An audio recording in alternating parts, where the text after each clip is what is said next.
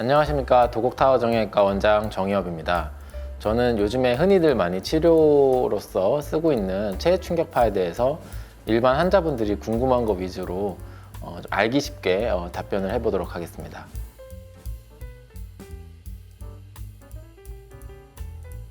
보시다시피 이런 장비로 장비 내에서 발생되는 충격파라는 에너지를 통해서 사람 몸에 보통 힘줄이나 그 다음에 근육, 그 다음에 인대 같은 곳을 주로 치유를 하고요.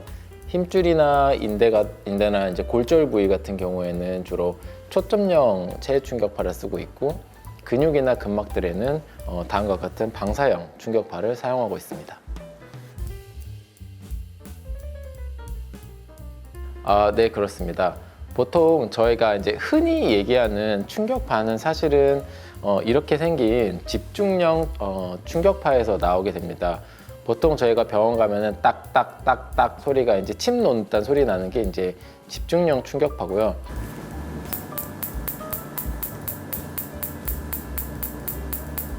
이것이 보통 이제 힘줄이나 아니면 인대 그런 부착 부위나 골절 치유에 도움이 되는 거고요. 그다음에 보통 아프다고 표현하시는 이런 방사형 충격파가 있는데 이거는 주로 근육이나 근막 등을 이완시키는 데 사용하고 있습니다.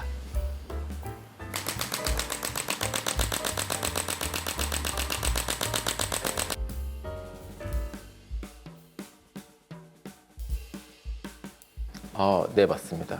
그래서 잠깐 얘기했듯이 주로 집중형 체해 충격파는 인대나 힘줄 부착 부위, 그 다음에 방사형 체해 충격파는 주로 근육과 근막, 때로는 힘줄 부착 부위에도 쓰이게 됩니다.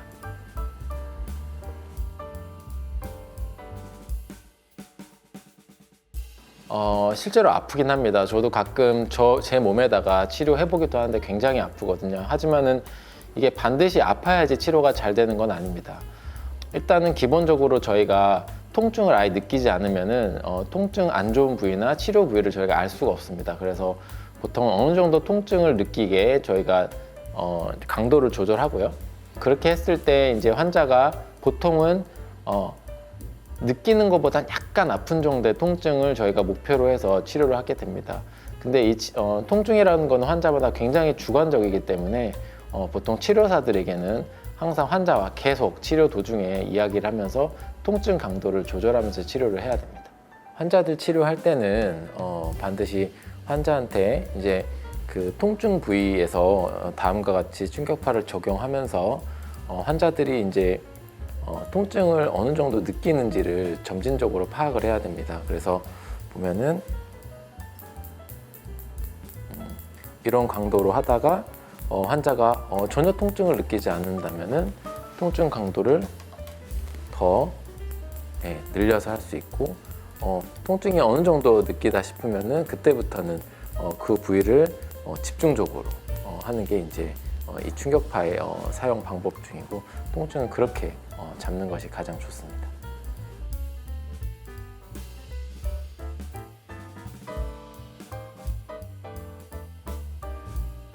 통증이 충격파 해보신 분들 알겠지만 너무 아프면은 이게 통증은 기억이 되거든요. 이게 굉장히 통증에 대해 민감해져요. 그래서 절대 아플수록 치료가 잘 되는 게 아니라 저는 보통 이렇게 표현하거든요. 느낌이 있는 것보다는 살짝 아픈 정도가 제일 좋지, 어떤 분들은 막 이 악물면서 통증이 너무 심할 정도로 해야지 자기는 좋아진다고 생각해서 정말 울면서 막 참아요. 근데 다음번 치료하기가 하고 싶지 않거든요. 절대 이게 이 악물고 참는다고 해서 치료가 잘 되는 게 아니거든요. 그래서 반드시 어느 정도 통증 이상이고 본인이 생각하기에 참기가 조금 어려운 통증이면 반드시 얘기를 하는 게 좋고, 거기에 따라서 저희도 강도를 조절할 거거든요. 그래서 반드시 세다고 해서 치료가 잘 되는 건 아닙니다. 그리고 경우에 따라서 통증이 너무 심하게 할 경우에는 조직 손상이 오히려 될 수가 있습니다. 그래서 그 정도보다는 통증을 느끼되 느끼는 정도보다는 약간 아픈 정도의 통증이라고 저는 치료사들한테 교육을 하고 있고, 저희도 현재 그런 프로토콜로 치료를 하고 있습니다. 너무 아프면 꼭 얘기하세요. 아픈데 절대 참지 말고 아프면 얘기하세요 해서 계속 환자랑 피드백을 하면서, 그래서 어쩔 때는 환자가 너무 귀찮을 정도로 저희가 질문을 많이 하거든요. 그 이유가 환자가 통증을 느끼는 부위를 알기 위해서기도 하고 통증 강도를 저희가 조절하기도 하기 때문에 그렇습니다.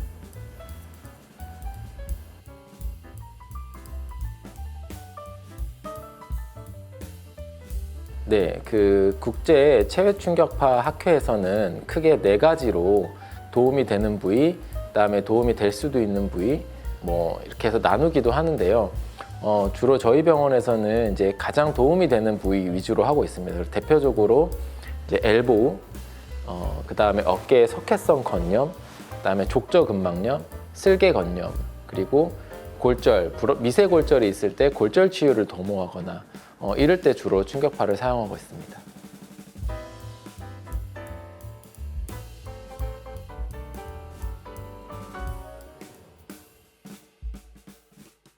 충격파 학회에서도 항상 권고하고 있지만은 그러니까 아이를 가지고 있는 산모에서는 태아와 가까이 있는 고관절이나 등이나 허리에는 충격파를 안 하는 게 좋고요.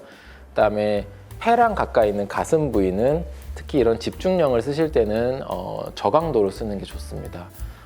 그리고 아이들 성장판 있는 부위도 되도록 피하는 걸로 되어 있습니다.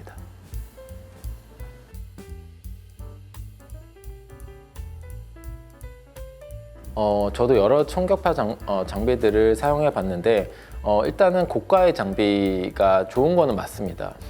그 이유는 이제 이 충격파의 출력의 문제인데요. 확실히 고가의 장비가 출력이 좋고 그다음에 전달되는 범위가 넓고 그다음에 내구성이 좋습니다. 그래서 환자한테 동일한 시간을 치료하더라도 훨씬 더 치료가 잘 될 수 있는 건 맞고 저희 병원에서도 그러한 좋은 장비들을 아낌없이 사용하고 있습니다. 그래서 보시다시피 이제 독일의 울프라고 하는 회사의 이제 충격파고요. 이제 스위스의 EMS라는 곳의 이제 충격파입니다. 그래서 굉장히 좀 흔히 쓰는 충격파여서 많이 입증되어 있고 치료 결과도 되게 좋은 것으로 되어 있습니다.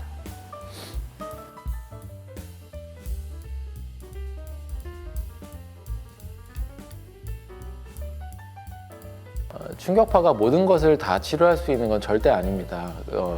결국은 환자 진찰과 이제 같이 얘기를 나눠보면서 통증의 원인이 무엇인가를 확실히 알아야 되는데요. 충격파를 치료하는 부위의 통증의 원인이 또 다른 곳에 있을 수 있습니다. 그래서 다른 곳이 원인이 있을 때는 한 사이클의 충격파 치료로 안 나는 경우도 있고, 예를 들어서 어깨가 아픈 사람도 어깨 자체에 문제가 있으면은 충격파 치료로 어깨 치료만 해서 나을 수 있지만은 사실은 어깨가 아픈 사람에서는 목에서 아픈 경우도 있거든요. 그랬을 때는 단순히 충격파 치료만 했을 때 낫진 않고 이 치료를 다 하고 나서 목 치료를 주사 치료가 됐건 약물 치료를 했을 때 같이 병행을 해야지 이제 더 좋은 결과를 낼 수 있습니다. 반대로 이제 염증 범위가 너무 광범위하거나 너무 급성 염증일 때는 이 충격파 치료가 좀 효과가 떨어지는 경우가 있습니다. 그래서 저 같은 경우에는 범위가 여러 군데 있을 때는 일단은 주사 치료로 그 범위를 줄여놓고 충격파 치료를 하기도 하고요. 다른 부위에 어떤 문제가 있는 게 확인이 된다면은 한 부위 충격파 치료하고 나서 다른 부위는 또 다른 치료를 해서 치료 결과를 높이고 있습니다.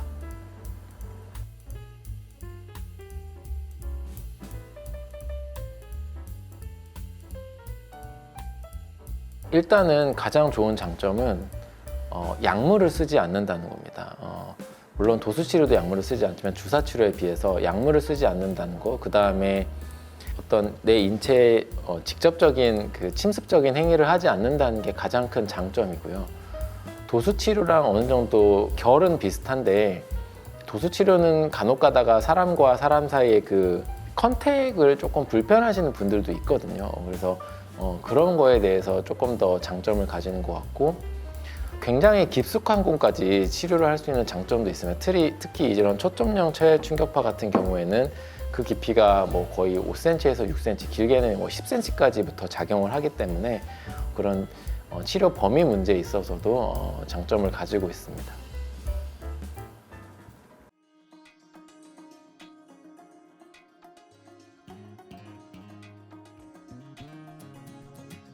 그 체외 충격파라는 게 굉장히 요즘에 많이 활용되고 있고 그다음에 유행처럼 하고 있는데 저는 가장 제일 중요한 거는 이게 이제 뭐 체해 충격파든 약물 치료든 도수 치료든 뭐 주사 치료든 반드시 이제 환자에 따라서 환자의 증상과 의사의 진찰 소견과 영상 소견들을 다 종합해 봤을 때 이제 이 치료가 도움이 될 수 있는 부위들이 있거든요. 그래서 뭐 어느 부위 모든 거에 적합한 치료는 아니지만은 딱 이 부위의 치료가 좋다고 생각했을 때 적용을 했으면 좋겠고 저희 도곡타워 정형외과도 그런 거에 맞춰서 현재 치료를 진행하고 있으니 필요하시면 항상 의사의 진찰과 또 상담을 통해서 그런 치료 결정을 하셨으면 좋겠습니다. 감사합니다.